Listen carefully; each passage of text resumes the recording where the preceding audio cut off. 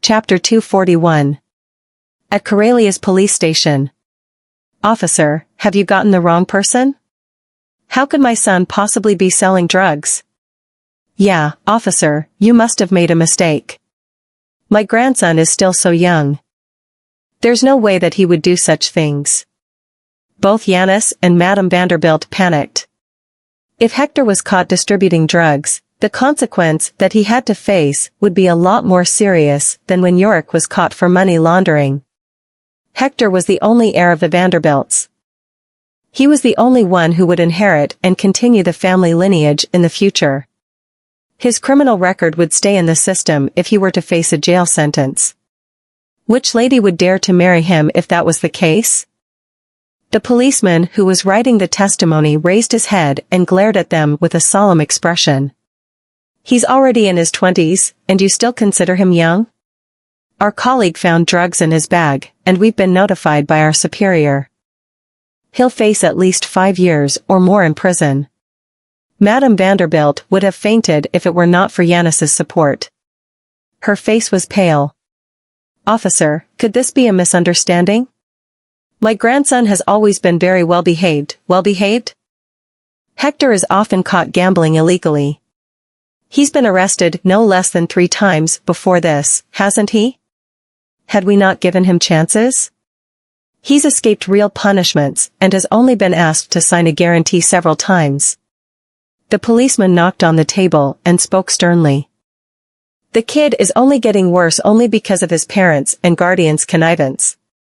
However, you're here finding excuses to exculpate the kid instead of reflecting on the education means that you've implemented over the years. No matter what, since he has violated the law, he has to be punished by law. Madame Vanderbilt broke down while blood was drained from Janice's face. Janice was furious and accused Linda of not taking good care of her brother. How are you the elder sister? You can't even take good care of your younger brother. Linda, who was scolded for no reason, felt extremely aggrieved. What have I done wrong? Isn't it Hector's hobby to go around creating troubles? Why am I the one being blamed when something goes wrong? He's your younger brother. Janice put all the blame on Linda. Yes. All you think about is Hector. It serves you right that he's been spoiled by you now. Linda's eyes turned bloodshot instantly. She then turned around and ran out after the hysterical roar. Janice and Madame Vanderbilt were devastated because of Hector's arrest and the fact that he was very likely to face more than 5 years in prison. However, Janice received a photo on her cell phone. After looking at the photo, the content of the photo and her son's affairs made her tremble. She was utterly exasperated. At Soul Jewelry Studio, Maisie had someone take photos of Layla and her uncle from the shadows, and sure enough, the two really got together. Uncle Yorick and his sister-in-law. Haha, what a messy relationship. Her cell phone rang at that moment. And the number displayed on the screen happened to belong to Madame Vanderbilt. Knowing the reason behind the call, she picked up the phone, placed it next to her ear, and answered the call. Madame Vanderbilt's voice came from the other end of the call. Hector has run into some trouble. Go and ask Mr. Goldman to come over here to save him. He'll definitely be released as long as Mr. Goldman comes forward. Ever since the call got through, Madame Vanderbilt had been asking her in a demanding tone rather than sincerely begging her for help. Maisie got up and walked to the French window, her gaze looking indifferent. Grandma, is this the tone that you should use when you're asking someone for help? Hecky is your cousin. How can you be so cold-blooded? I'm sorry, I'm not very familiar with you. The Vanderbilts who live in Helios. Besides, all you think about when everything's fine is how to make my life a living hell, and here you are, asking for my help when you're deep crap. So tell me, why should I help you? Maisie's expression was indifferent. Chapter 242. I've already given them a chance, but it was the Vanderbilts who insisted on pushing their luck and forcing me to make a move. They turned to drugs just to make me marry Jimmy. They blatantly wanted to snatch Venna without even the slightest bit of shame. And they even spread rumors on the internet to tarnish my reputation. I was willing to help bail Uncle Yorick out of the precinct for father's sake, but they didn't even say a word of thanks, as if that was my share to carry. Did she just say that I'm cold-blooded? Then I should live up to her expectations, till the end of time. Maisie, you're also one of the Vanderbilts. Are you just going to leave Hector to sink or swim? Madame Vanderbilt had been forced into a coma by Maisie and started to feel anxious. She could no longer speak in a calm tone. Yes, not only will I leave him to sink or swim, but I'll also teach him a lesson. Besides, now that Hector has become this piece of crap, should you guys be held responsible? You guys have always doted on him and spoiled him blindly.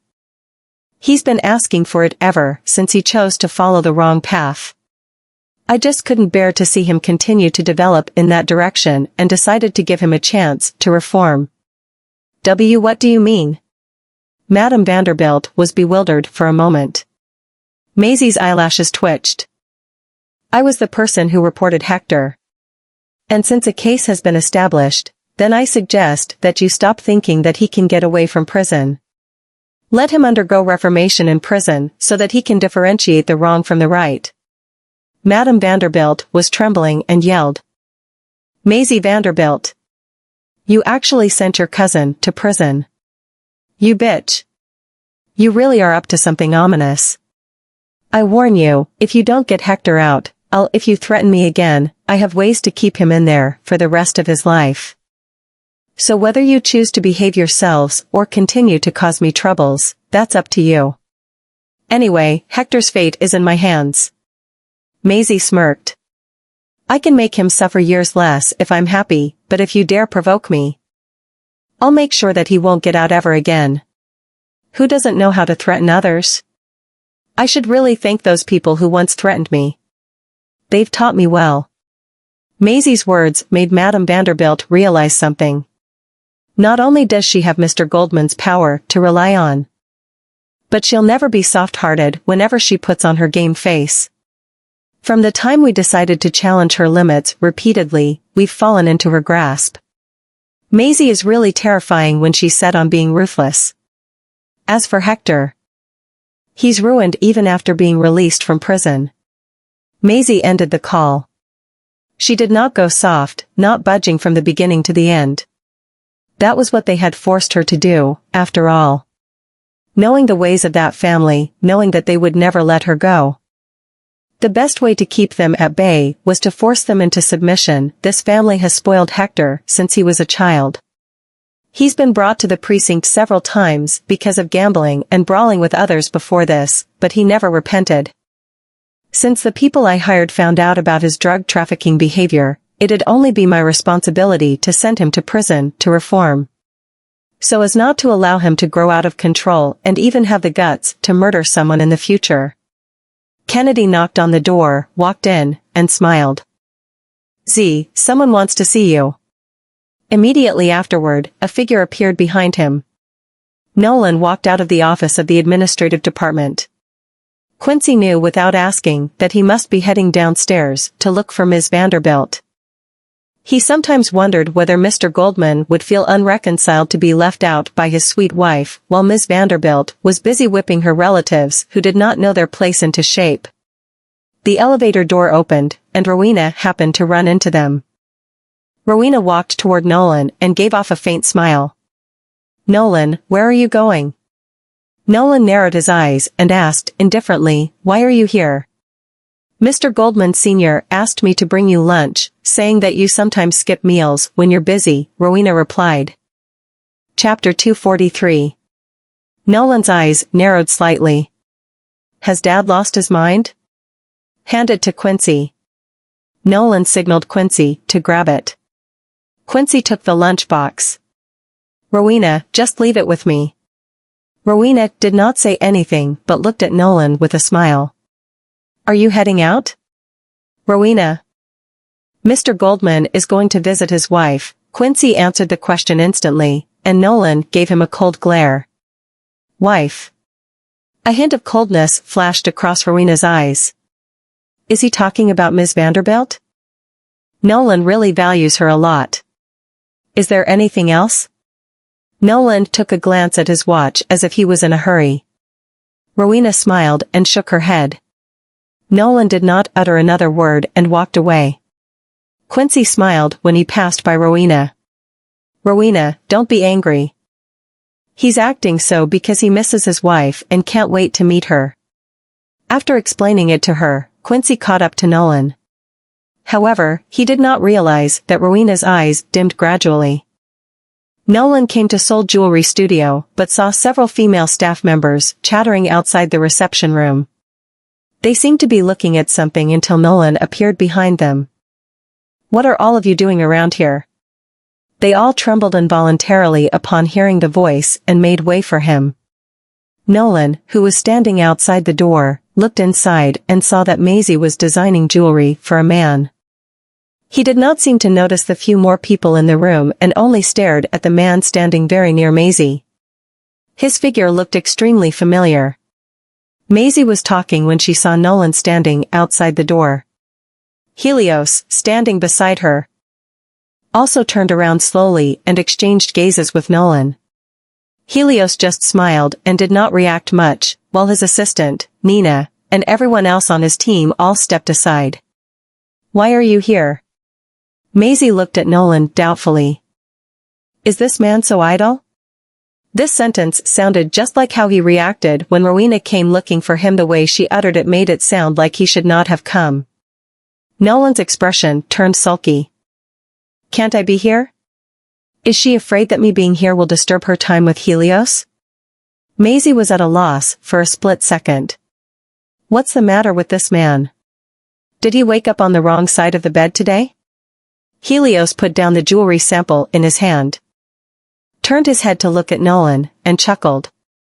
Can't Ms. Vanderbilt receive a distinguished guest such as me? The existence of these two men, who possessed divine looks and ethereal temperament, instantly filled the tiny reception room with sparks and brilliance. Nolan stared directly at Helios. This bastard, he thinks he can act all presumptuously in front of me just because he's my childhood playmate? What happened to Taylor Jewelry? Hasn't Taylor Jewelry started a collaboration with Soul Jewelry Studio? Madame Nara was the person who introduced this place to me. Helios shrugged. Maisie looked at Nolan with her arms crossed. Do you think my jewelry is not worthy of the best actor? Since when? When did I say that? Nolan looked away with a guilty conscience, cleared his throat awkwardly, stepped forward, created some distance between the two of them, and commented with a cold tone, ordering jewelry from us is fine, but there's no need for you to stand so close to each other. No one expected that from Mr. Goldman. All this just because Mr. Goldman is jealous? Childish, Maisie muttered, then turned around and continued to talk business with Helios. Nolan suddenly felt like he was redundant. He felt dejected deep down. When will my wife give me all her attention? The design was determined after a long chat. Helios then looked at her and said, They're needed for my play, so I may need to borrow one whole batch to wear while in the crew. But don't worry, these jewels will be returned unscathed. I'll also pay you the advertising fee. Chapter 244. Helios had mentioned before that he had a play about jewelry pieces, and he also explained that the crew originally wanted to use fake props when he came over. However, he thought that he would not be able to give his audience a genuine visual sensation if he had to work with fake props, so he needed real jewelry. The crew currently did not have so much money to invest in the usage of real jewelry as props, so Helios intended to pay for it himself. This was also quite free publicity for Maisie, and he was going to pay for the jewelry, so why shouldn't she be happy about it? Maisie smiled. Okay. We'll get the person in charge to deliver them to your crew when the time comes. Thank you. Helios nodded and left with his team after making the pre-order. Maisie took the order receipt and turned around to see Nolan sitting on the sofa at the side of the room with his arms crossed in front of him. Maisie paused, looked at the staff who had already dispersed outside, walked in front of him, leaned over, lifted her hand, and waved it in front of him. Nolan, are you all right? No, I'm not. Nolan leaned against the sofa. Can't she see that I'm waiting for her to coax me? Maisie realized that Nolan was becoming more and more like Colton and Daisy, who wanted to act coquettishly in front of her. And he would only resemble Waylon when he was serious. Sure enough, the kids inherited his genes, particularly evenly. Have you eaten? Maisie asked. Nolan pursed his thin lips tightly and stared at her without uttering a single word. Maisie straightened up. Okay. Then I'll take it as if you haven't eaten. Let's go out to eat together. Nolan raised his eyebrows slightly. That's it? Coaxing me with just a meal? If you don't want to go, then forget it. She defeated Nolan, so he got up and said, Go, I'm surely going. However, Quincy appeared outside the door with a lunchbox. Mr. Goldman, you're here.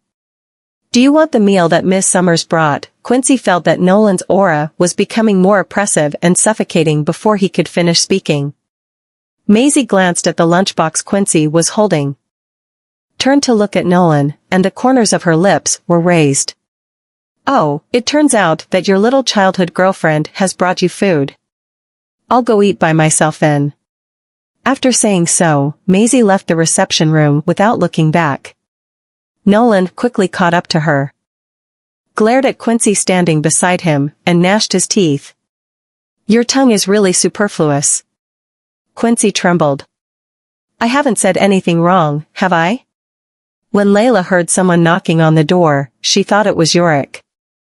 She opened the door, but received a slap before taking a good look at the person standing outside the door. Layla Scott, you whore. How dare you seduce Yorick?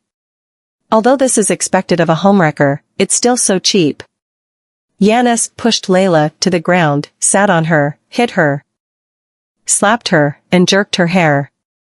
Layla cried out in pain, Janice Warren, are you crazy?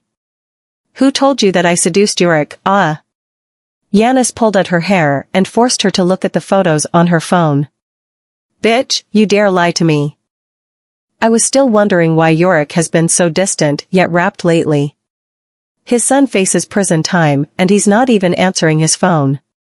So, it turns out it's because of you, you shameless piece of shit. Janice, you've misunderstood, I'm not. Janice slapped her twice. She had completely lost her cool because of her son's predicament and her husband's extramarital affair with her sister-in-law. You're a bitch. I want everyone to see just how outrageously shameless you are. Layla was nowhere near as strong as Janice. Her clothes were torn to pieces. Her face was swollen, the corners of her eyes were bruised, her hair was messy, and her clothes could not even cover her full body anymore. Chapter 245. Janice got up and took a picture of Layla's embarrassing appearance with her cell phone. Just you wait, I'll send your cheap look to Steven. Layla heard this and thought of the consequences that awaited her, so she quickly got up and hugged Janice's thigh. Janice. I know I'm at fault. Please don't tell Steph. Please, you don't want to cause the two brothers to turn against each other because of the things between us, do you? You asked for it yourself. When Steven finds out how a shameless woman like you seduced his elder brother. Let's see how you maintain your status and position in the family. Janice did not listen at all and was about to send the photos. Layla pounced on her and tried to grab her phone from her as soon as she stood up. Janice's phone dropped to the floor near the door. And she fell with Layla in her arms. Janice's head hit a corner of the table. Janice, I beg you, I'm begging you. This is really not my fault.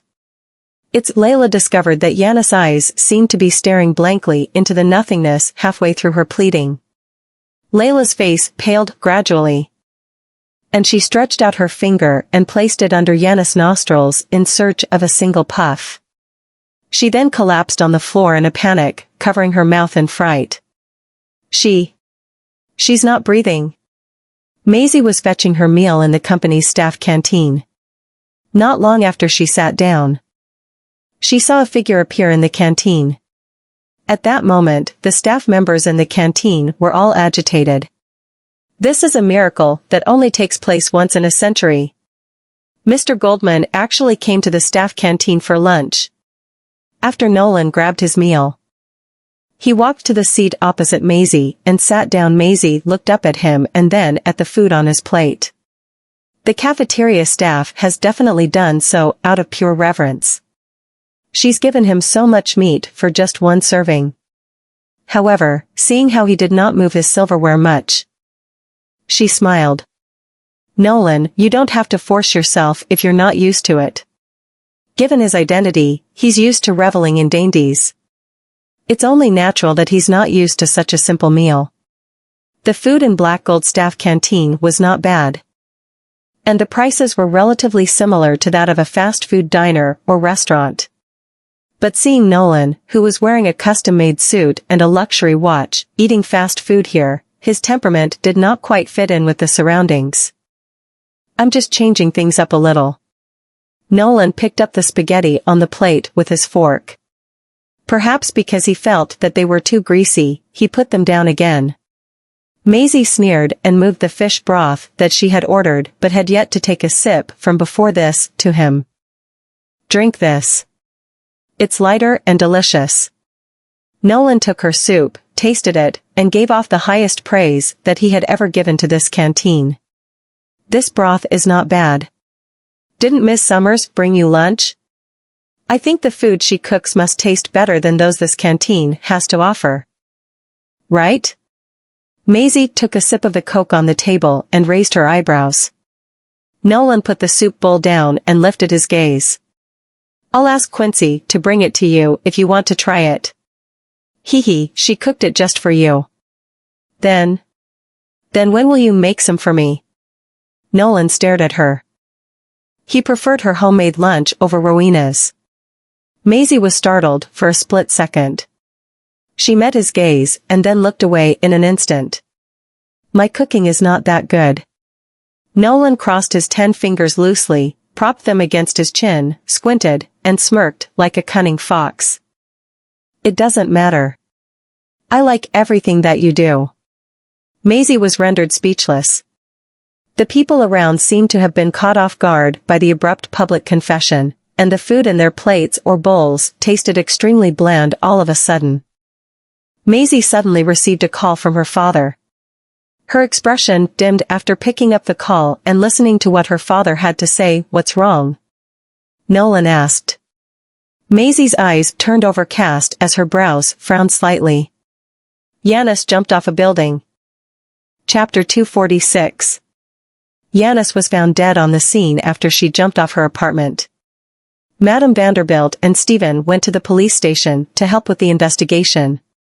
Madame Vanderbilt had been grief-stricken when her grandson was sent to prison, and now Janice passed.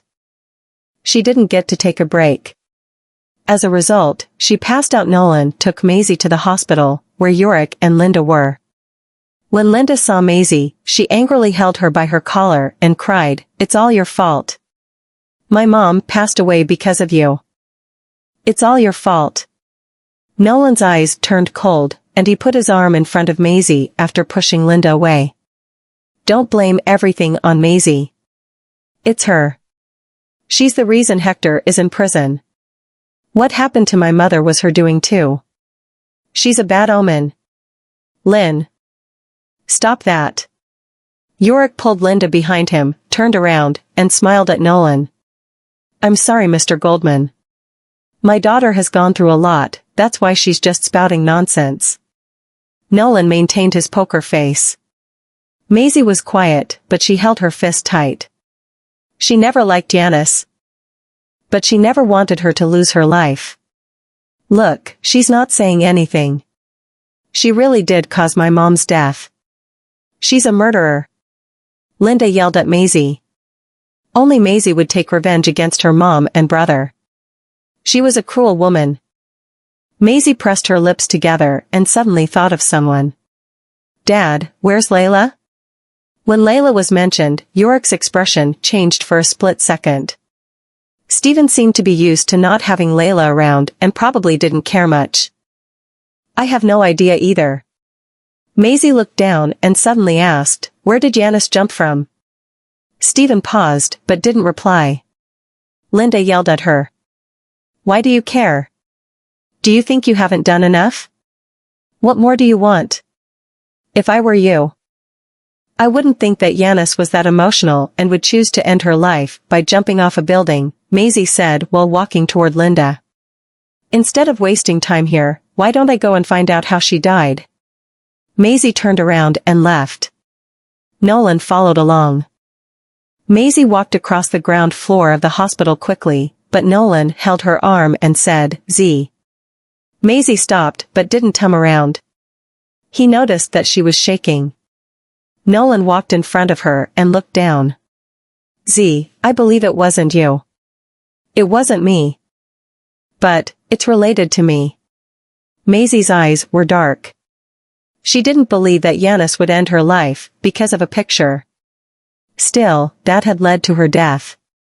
Nolan held her face with both his hands and sincerely said, Maisie, I know you didn't intend to harm anyone nor take her life.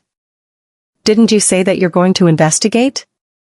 There's more reason to investigate if you feel guilty. I'll be here for you. Maisie was stunned. Nolan's I'll be here for you was the tranquilizer she needed to calm her down and clear her mind. Yes. She needed to look into Janice's death, because she was sure that Janice would not have done that.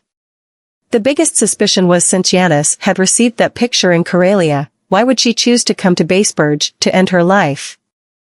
Who would she reach out to if she were Janice and received that picture? Layla. Chapter 247. The next day, at the Bureau of Justice, Joe Watson gave the autopsy report to Maisie and said, This is the autopsy report. It didn't seem like she passed because of the jump.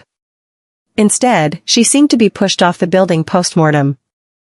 Based on the livor mortis on the back and front, and the abrasions on her clothing, it shows that the deceased was dragged after she was post-mortem.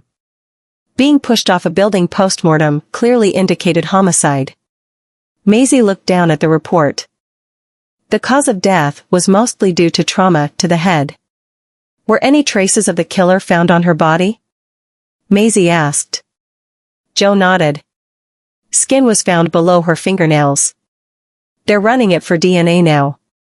Joe looked at Maisie as she stood quiet after reading the report. Are you done? I need to give the report to the police. This is a case. Maisie gave the coroner's report back to Joe and smiled. Let's have dinner with Riley when you're available. Joe paused and broke into a smile. We'll see. I'll probably be tied up in the near future. All right, Maisie nodded. At the hospital. Your brilliant daughter got my grandson into prison and caused my daughter-in-law's death. She's bad luck. Madame Vanderbilt, who had just woken up, still couldn't accept the truth and kept yelling at Stephen.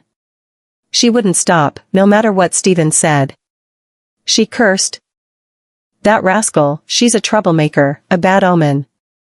Karma is going to get to her one day. Seeing her mother hate his daughter with all her heart, Stephen was disheartened but was helpless about it. At the same time, 2 police officers walked in. Stephen got up. Officers. You're here because. Are you family of Janice Warren? Her coroner's report is out. The case has officially been classified as a homicide. Madame Vanderbilt lost her mind when the officers said that. It's that wench. I'm sure it's the wench, Maisie. Mom, shut up. Stop saying nonsense. Stephen's expression changed. Madame Vanderbilt didn't back down. Who else would have done it? You would cover her even when she did this, just because she's your daughter? She hates us so much. What wouldn't she do in the name of revenge? The police officers looked at each other, and one of them walked forward. Ma'am, please calm down. We're here to learn about the deceased. Officers, you have to get to the bottom of this. My daughter-in-law has done nothing wrong. But she left us. It must have been my granddaughter, Maisie. The police officer was curious. What makes you think so? The other police officer took notes. She put my grandson in prison and threatened us because she wants to take revenge. She's the devil. She killed her. Madame Vanderbilt lost control of her emotions, so the two officers couldn't tell whether what she said was true. Stephen walked to them and said, "Officers, my daughter wouldn't have done that. I hope you'll run a thorough investigation." "Don't worry, we will. This ma'am doesn't seem to be emotionally stable. Could you come outside and speak with us, please?" "Sure." Stephen walked out with the police officers and spoke to them for about 20 minutes. Right when the police left, Layla and Willow appeared in the corridor. Chapter 248. When Layla saw the police officers, her face turned pale, and she avoided their eyes when they walked past her. It was fortunate that they didn't notice anything. "Dad, is Grandma all right?" Willow asked, without noticing her mother's unusual behavior. Stephen said impatiently, "Go in and stay by her side." Willow walked into the ward. Stephen looked at Layla. "You didn't come back even after this. What have you been up to lately?" Layla suppressed her panic and calmly said, "I just found a job, and no one called me." No one had informed her last night. And her face had still been swollen last night. She wasn't going to show up. Stephen didn't suspect a thing. "Go in and see Mom." Layla squeezed out a smile and walked into the ward. "Mom, I'm here to see you." "Oomph, why are you here now?" Madame Vanderbilt was already agitated. Especially about her grandson and daughter-in-law, so she diverted her hatred for Maisie to Layla and Willow. "Mom, I'm sorry about Janice. I just found out." She was so young, but Layla pretended to be sad. "It's all because of that wench, Maisie. I'm sure Maisie did it. I'm going to reveal the ugly truth." Layla was stunned. She didn't expect Madame Vanderbilt to suspect Maisie. That would work for her. "Mom, Janice went to see Maisie behind our backs. They might have gotten into a scuffle, and how do you know that she went to see Maisie behind our backs?" Madame Vanderbilt glared at her. Layla bit her lip and slowly said, "Because Janice was with me that day. She said Maisie was threatening her, so she went to talk to her. I would have stopped her if I knew this was going to happen." 2 days later, word got out, and people were talking about this all over the internet. Maisie had suddenly turned into the murderer who had killed her own aunt. Titus Goldman sat on the couch in the Goldman mansion, put down the newspaper, and questioned Maisie, "How are you already labeled a killer before you marry into our family?" Maisie looked down and said calmly, "I'm sorry, Mr. Goldman. I'll take care of this." She didn't want to bring problems to the Goldmans and planned to settle the issue by herself. "You didn't really do it, did you?" Titus' expression changed. His eyes were sharp, seeming to be testing her. Maisie held her fists while her lashes fluttered.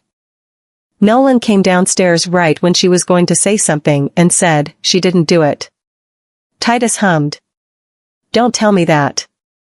Ever since your father married your mother, I knew you two would have the same problem." He had let it go when his son insisted on marrying an actress who was plagued by rumors, but now even his grandson was going to marry a woman who had issues. They were both blinded by beauty. "I don't need to hear about what you meant by the problem. The bottom line is that Maisie didn't do anything wrong." Nolan pulled Maisie and left. When Titus saw Nolan protecting Maisie, he sighed. She had to go through a test to decide if she could be the lady of the house. Chapter 249. Reporters swarmed Black Gold Tower. Nolan got out of the car with Maisie, escorted by bodyguards. Even though they couldn't get close, the cameras were all pointing to Maisie and asking, "Ms. Vanderbilt, are the discussions online true? Did you really kill someone? Ms. Vanderbilt, I heard that you're cruel towards your family and tried to take revenge on your family members for money, is that true? Ms. Vanderbilt, please give us a statement." Nolan held on to her shoulder and was going to say something to the bodyguard next to him when someone in the crowd suddenly yelled, "To hell with murderers." A man in a cap and mask pushed through the crowd with a knife in his hand and pointed at Maisie. Nolan blocked it with his arm, which was stabbed. Nolan! Maisie grabbed onto the wound on his arm. Even the reporters were stunned. The bodyguard held the man down and removed his cap and mask. You're going to regret hurting Mr. Goldman. I'm fine. It's just a flesh wound. Nolan touched Maisie's head and turned to face the reporters fiercely. I'll give you 5 minutes to disappear. The reporters left in no time. Seeing Nolan bleeding uncontrollably, Maisie took out the bandage she carried around in her bag and wrapped it to stop the bleeding. Nolan smiled upon seeing that she was worried for him, his eyes scanning her face. After that, he stared at the perpetrator that the bodyguards held. Who asked you to do this? The man avoided his eyes. No one. Nolan looked toward the 2 bodyguards next to him. Bring him to the office. I want to interrogate him. The bodyguards nodded and brought him into the building. Maisie looked somber. I'm coming too. Nolan smiled. All right. The perpetrator was badly beaten and knelt on the office floor, both his shoulders held down by the bodyguards. Maisie walked toward him and said, "Tell the truth." The man was forced to answer. I told you I don't know them. I just did it for the money. Maisie said. How much did they give you, and to do what? He replied, $4,700 to stab you and trigger the reporters. The man added, she gave me your picture and asked me to find the best time to do it. Based on the way she dressed, she's probably not young. Maisie knew who it was. So she turned and looked at Nolan. Hand him over to the police. I have a clue. Nolan nodded. The 2 bodyguards brought him away. Quincy walked in with the first aid kit, and Maisie said to him, give it to me. All right. Quincy handed the kit to her and left the office. Nolan obediently removed his clothes. Maisie walked next to him, sat down, disinfected the wound, and applied medication. Nolan's eyes scanned her face as he asked in a low voice, you know who did it? Yes. A woman who's not young would be none other than her, Maisie said, carefully putting on a new bandage on his wound. She thought of something, frowned, and raised her head. Nolan, if you keep getting hurt or admitted to the hospital, people are going to think that you're weak. Chapter 250. Nolan raised his brows and smiled. Only you need to know if I'm weak or not. Maisie's lashes fluttered. If he said all that before this, she would have said that he's shameless, but now. I try to be nicer to you. Seeing that you're trying so hard. Maisie felt bashful when she said that. Nicer how? Nolan got close to her and lowered his voice, looking at her gorgeous and lively face. His Adam's apple moved. Maisie voluntarily kissed his lips. Nolan was stunned. His heart seemed to have melted. And he savored it. He loved the way she kissed him.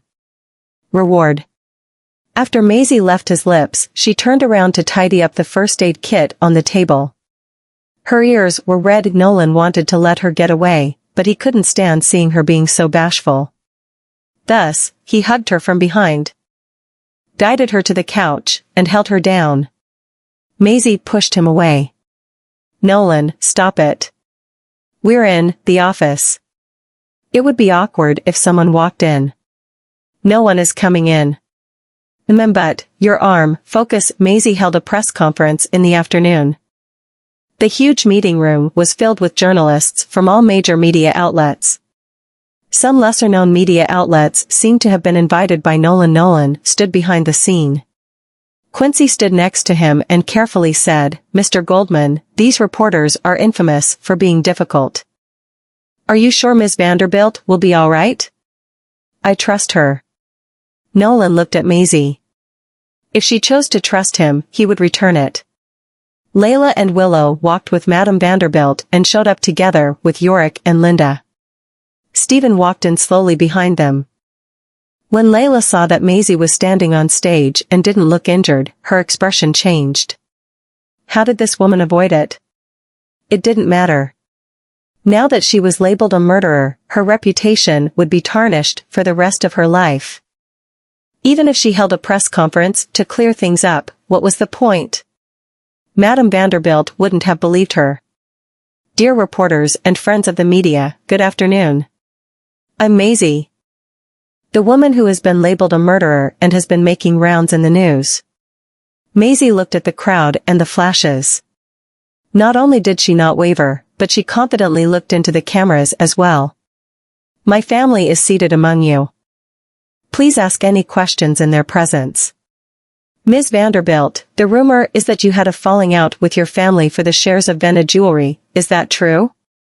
Maisie looked at the female reporter that had stood up and nodded. That's true. I did have an argument with my family because of Vena Jewelry. The reporter continued. Did you kill for the shares? The room erupted in discussions. Maisie looked down and smiled. Why don't I tell you a story? A man left his hometown to work in the city. He met a woman there who promised to help him build a name in the city, so she started a mid-sized company and worked together with the man. But the man's family didn't approve of the woman because she gave birth to a daughter. Every time the woman went to visit them during the festive season, the man's mother and relatives would insult her and put her in a tough spot. Even the woman's daughter was despised.